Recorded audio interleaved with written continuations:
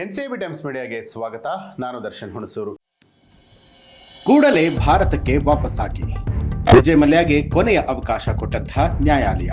ಉದ್ದೇಶಪೂರ್ವಕವಾಗಿ ನ್ಯಾಯಾಲಯದ ವಿಚಾರಣೆಯಿಂದ ತಪ್ಪಿಸಿಕೊಳ್ಳುವಾಗ ನ್ಯಾಯಯುತ ಪರಿಹಾರ ಪಡೆಯೋದಕ್ಕೆ ಸಾಧ್ಯವಿಲ್ಲ ಅಂತ ಹೇಳಿ ದೇಶಭ್ರಷ್ಟ ಆರ್ಥಿಕ ಅಪರಾಧಿ ವಿಜಯ್ ಮಲ್ಯ ಅವರಿಗೆ ಬಾಂಬೆ ಹೈಕೋರ್ಟ್ ಛೀಮಾರಿಯನ್ನ ಹಾಕಿದೆ.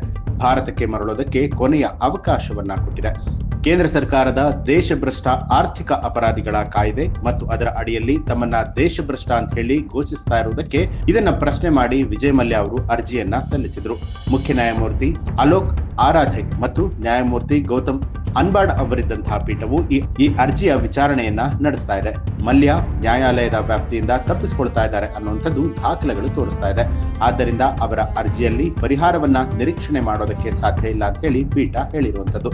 ನೀವು ಕೂಡಲೇ ಭಾರತಕ್ಕೆ ಮರಳಬೇಕು, ಇಲ್ಲದೇ ಇದ್ರೆ ನಿಮ್ಮ ಅರ್ಜಿ ವಿಚಾರಣೆ ನಡೆಸೋದಕ್ಕೆ ಸಾಧ್ಯ ಇಲ್ಲ. ಉದ್ದೇಶಪೂರ್ವಕವಾಗಿ ನ್ಯಾಯಾಲಯದ ಪ್ರಕ್ರಿಯೆಯಿಂದ ತಪ್ಪಿಸ್ಕೊಳ್ತಾ ಇದ್ದೀರಾ, ಹೀಗಾಗಿ ನ್ಯಾಯಯುತ ಪರಿಹಾರ ಪಡೆಯೋದಕ್ಕೆ ಸಾಧ್ಯ ಇಲ್ಲ ಅಂತ ಹೇಳಿ ನ್ಯಾಯಾಲಯ ಅಭಿಪ್ರಾಯವನ್ನ ಪಟ್ಟಿದೆ. ನ್ಯಾಯಯುತವಾಗಿ ಪ್ರಕರಣ ವಜಾಗೊಳಿಸೋದಕ್ಕೆ ಸಾಧ್ಯ ಇಲ್ಲ, ನಿಮಗೆ ಭಾರತಕ್ಕೆ ಮರಳೋದಕ್ಕೆ ಕೊನೆಯ ಅವಕಾಶವನ್ನ ನೀಡ್ತಾ ಇರೋದಾಗಿ ಹೇಳಿರುವಂತಹ ನ್ಯಾಯಾಲಯ ಮುಂದಿನ ವಾರಕ್ಕೆ ಈ ಒಂದು ಪ್ರಕರಣವನ್ನ ಮುಂದೂಡಿಕೆಯನ್ನ ಮಾಡಿದೆ. ಒಟ್ಟಾರೆಯಾಗಿ ಕೇಂದ್ರ ಸರ್ಕಾರದ ದೇಶಭ್ರಷ್ಟ ಆರ್ಥಿಕ ಅಪರಾಧಿಗಳ ಕಾಯ್ದೆ ಮತ್ತು ಅದರ ಅಡಿಯಲ್ಲಿ ದೇಶಭ್ರಷ್ಟ ಅಂತ ಹೇಳಿ ಘೋಷಣೆ ಮಾಡಿರೋದನ್ನ ಪ್ರಶ್ನಿಸಿ ವಿಜಯ್ ಮಲ್ಯ ಸಲ್ಲಿಸಿರುವಂತಹ ಅರ್ಜಿಗೆ ಇದೀಗ ಕೋರ್ಟ್ ತಿರುಗೇಟನ್ನ ಕೊಟ್ಟಿರುವಂತದ್ದು. ವಿಜಯ್ ಮಲ್ಯ ಮತ್ತೆ ಭಾರತಕ್ಕೆ ಮರಳುತ್ತಾರಾ ಇಲ್ವಾ ಅನ್ನುವಂಥದ್ದು ಇದೀಗ ಎಲ್ಲರ ಮುಂದಿರುವಂತಹ ಪ್ರಶ್ನೆ.